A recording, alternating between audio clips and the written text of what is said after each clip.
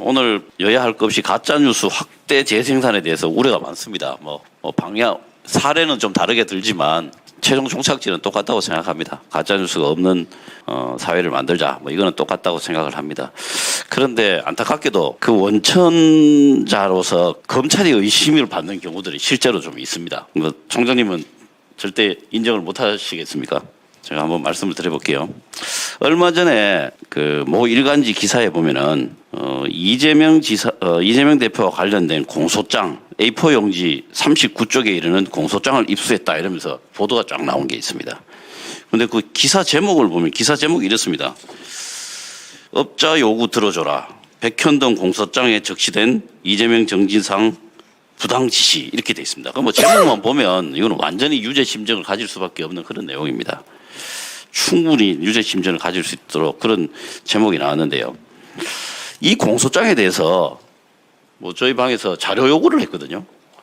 근데 안 주시더라고요. 어떤 공소장 말씀? 이재명 대표와 관련된 공소장 이렇게 되어 있습니다. 이재명 대표 공소장을 법무부에 요구하시면 저희가 임명 처리해서 당연히 드렸을 것 같습니다. 근데 못 받았습니다. 네, 못 받았습니다. 근데 이 언론에 공개적으로 이런 거를 제공한다든가 그렇게 하지 않으시죠? 위원님, 언론에 제공하면 그 제공받은 분이 있을 거 아닙니까?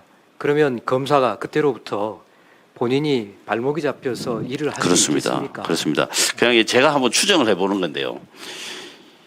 기본적으로 이 문서를 가지고 있는 데가 변호인, 법원, 검찰 이렇지 않겠습니까?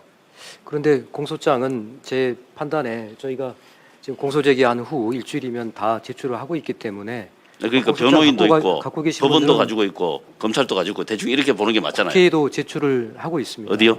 국회에도 자료 요청을 하시면은 공소장의 경우에는 근데 못 받았어요. 예. 못 받았어요. 이거는. 그래서 검찰이 가끔 의심을 받아요. 사건 내용을 흘리기도 한다. 이거 솔직히 좀 공공연한 비밀이기도 하거든요. 이렇게 문서가 나가는 경우는 많지 않다고 하더라도 사건의 내용에서 좀 흘려서 좀 유리한 방향으로 사건을 끌고 가려고 하는 내심의 생각이 있는지까지는 모르겠지만 그런 경우들이 좀 있거든요.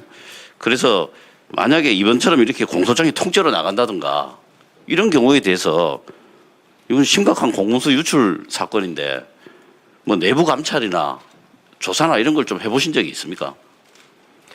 저희들이 보안 사고가 나면 내부 감찰이나 조사를 합니다. 예.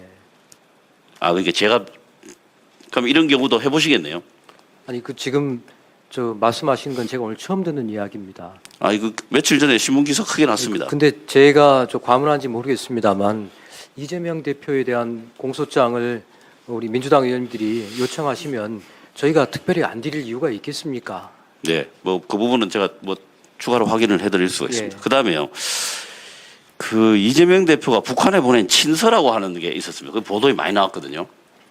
그것도 내용은 알고 계시죠? 근데 실제로 그 수사를 하셨으니까 정확하게 팩트를 아실 거 아닙니까? 그 친서가 있었습니까? 그리고 그 친서가 북한으로 넘어갔습니까?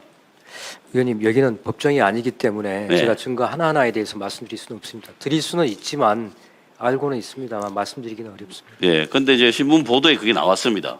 친서가 있고 그 친서가 북한으로 갔다. 이렇게 보도가 나왔는데 그 변호인은 정면으로 반대되는 이야기를 했거든요. 그래서 둘 중에 하나는 안 맞는 거죠. 양립할 수 없는 내용이니까. 그걸 법원에서 판단하시지 않겠습니까?